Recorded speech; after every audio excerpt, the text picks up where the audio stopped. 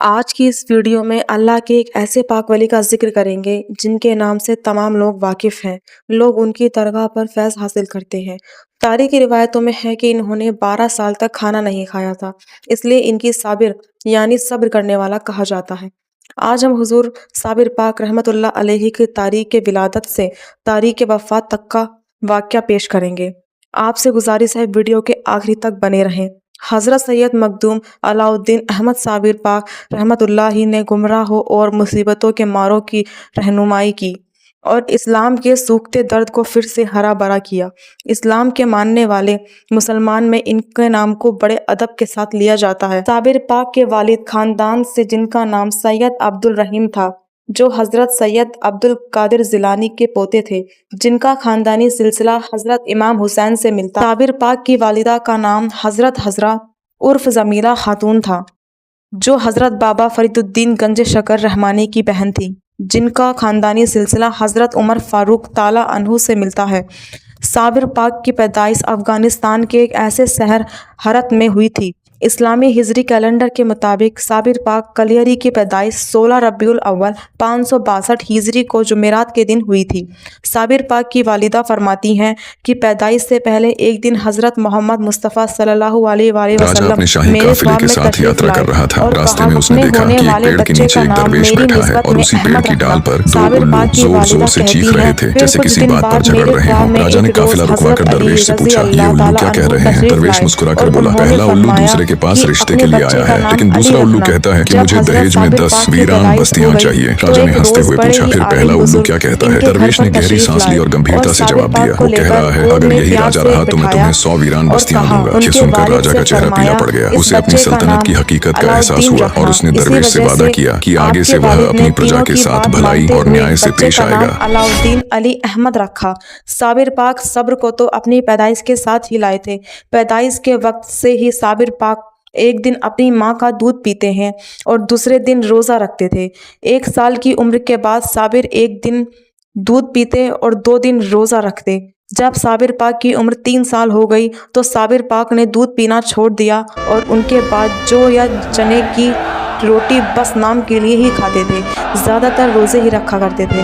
جب 6 سال کی عمر میں پہنچے تو آپ کے والد کا انتقال ہو گیا۔ چھوٹی سی عمر میں صابر پاک یتیم ہو گئے۔ والد کے انتقال کے بعد صابر پاک گمبھیر رہنے لگے، بس نماز اور روزے میں ہی لگے رہتے تھے۔ شوہر کے انتقال کے بعد صابر پاک کی والدہ کی زندگی غربت کے بارے میں کسی سے نہیں کہتی تھی۔ 3 یا 4 دن بعد میں جو بھی کھانا کھانے کو ملتا تھا دونوں ماں بیٹے کھا لیا کرتے تھے۔ اس طرح صابر پاک اور ان کی والدہ کی زندگی زیادہ تر روزے میں ہی گزرنے لگی۔ اس غربت بھری زندگی میں گزر بسر کرتے ہوئے صابر صاحب کی ماں کو خیال آیا کہ ایسی تن حالت زندگی میں صابر پاک کی پرورش اور تعلیم بہت مشکل ہے۔ اس لیے انہوں نے صابر پاک کو اپنے بھائی حضرت بابا فرید الدین گنج شکر رحمانی کے پاس بھیج دیا اور ارادہ بنا لیا کہ پاکستان کا ایک شہر ہے جہاں آج بھی بابا فرید الدین کا مزار شریف ہے۔ آخر صابر پاک کی والدہ صابر پاک کو لے کر پاک پتن پہنچ گئی۔ اس وقت صابر پاک کی عمر 11 سال تھی۔ صابر پاک کی والدہ نے بھائی فرید الدین سے گزارش کی کہ میرے یتیم بچے کو اپنی غلامی میں لے لیں۔ بابا فرید نے کہا بہن میں تو خود اسے یہاں لانے کی سوچ رہا تھا۔ چلتے وقت صابر پاک کی والدہ نے کہا بھائی میرا صابر شرمیلا اور کھانے پینے کے معاملوں میں بہت لاپرواہ ہے، ذرا خیال رکھیں۔ بابا فرید نے ترنت صابر پاک کو بلایا اور ان کی والدہ کے سامنے ہی صابر پاک کو حکم دیا صابر جاؤ اور آج سے تم لنگر کے مالک ہو اور اسے تقسیم کرو۔ یہ سن کر صابر پاک کی والدہ بہت خوش ہوئیں اور صابر پاک روزانہ اپنے حجرے میں باہر تشریف لائے اور لنگر تقسیم کرتے حجرے میں چلے جاتے۔ صابر پاک حجرے کا دروازہ بند کر کے تنہا رہے اور ہمیشہ اللہ کی یاد میں کھوئے رہتے تھے۔ صابر صاحب لنگر کو تقسیم کرتے لیکن خود نہیں کھاتے تھے۔ کسی نے بھی انہیں لنگر کے وقت یا بعد کچھ کھاتے پیتے نہیں دیکھا۔ صابر صاحب نے تبھی سے انسانی غذا بالکل چھوڑ دیا۔ ان کی زندگی اب روحانی غذا پر چلنے رہی تھی۔ اسی طرح خدمت کرتے کرتے 12 سال گزر گئے۔ 12 سال بعد صابر پاک کی والدہ کا من صابر پاک سے ملنے کا ہوا۔ انہوں نے سوچا کہ اب میرا بیٹا کھا پی کر جوان ہو گیا ہوگا۔ خوشی خوشی وہ صابر پاک سے ملنے کے لیے پاکستان پہنچی، مگر صابر پاک کو دیکھتے ہی حیرت हरकतें पड़ गई। खाना ना खाने की वजह से साबिर पाक का शरीर कमज़ोर हो गया। साबिर पाक ने कहा, मैंने 12 साल से खाना नहीं खाया। ये सुनकर साबिर पाक की वालिदा को बड़ा रांझा हुआ और भाई की तरफ से गुस्सा भी आया। वह तुरंत अपने भाई के पास गई और कहा, उससे ऐसी क्या गलती हो गई थी जो आपने मेरे बेटे को खाना नहीं दिया। फरीद बाबा ने कहा, बहन तुम खाना ना देने की बात करती हो, मैंने तो तुम्हारे बेटों को पूरे लंगर का मालिक बना रखा था। बाबा फरीद ने तुरंत साबिर पाक को बुलाया और पूछा, यहाँ सुबह से शाम तक लंगर चलता तो तुमने खाना क्यों नहीं खाया।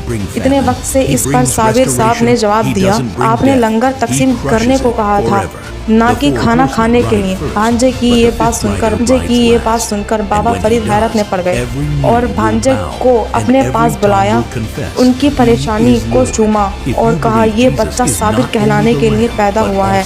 आज से ये मखदूम अलाउद्दीन अली अहमद साबिर है। तभी से आज तक इन्हें साबिर पाक के नाम से जाना जाता है।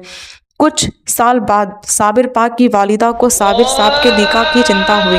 साबिर पाक की वालिदा ने अपने भाई बाबा फरीद से गुजारिश की वह अपनी बेटी खदीजा का निकाह साबिर साहब से कर दें। साबिर इस लायक नहीं है कि दुनियादारी से कोई मतलब नहीं है। भाई की ये बात सुनकर बहन को बहुत दुख हुआ और कहने लगी, आप हमें यकीन गरीब और लाचार समझकर इनकार कर रहे हैं। बहन के इस शब्द बातों का बाबा फरीद के दिल पर असर हुआ और उन्होंने अपनी बेटी का निकाह साबिर पाक से कर दिया। ज़माने के दस्तूर के मुताबिक जब साबिर पाक की बीवी को साबिर साहब के हुजरे भेजा गया, उस वक्त साबिर पाक कलियरी में मजबूर थे। जब सलाम फेर कर अपनी नज़र दुल्हन पर पड़ी तो ज़मीन से एक शोला निकला और दुल्हन जलकर राख हो गई। रात के उस वाक़ये से साबिर पाक की वालिदा को बहुत दुख हुआ। वहीं सबका जिम्मेदार अपने आप को समझने लगी। इसी वजह से सदमे में उनका भी इंतकाल हो गया। बाबा फरीदुद्दीन आपके मामू भी और पीर मुर्शिद भी थे। इन्हीं से आपने खिलाफत पाई थी। बाबा फरीद ने आपको कलिया शरीफ की खिलाफत देकर अलीमुल्ला ऐबी डाल को आपके साथ कलियर की तरफ रवाना कर दिया।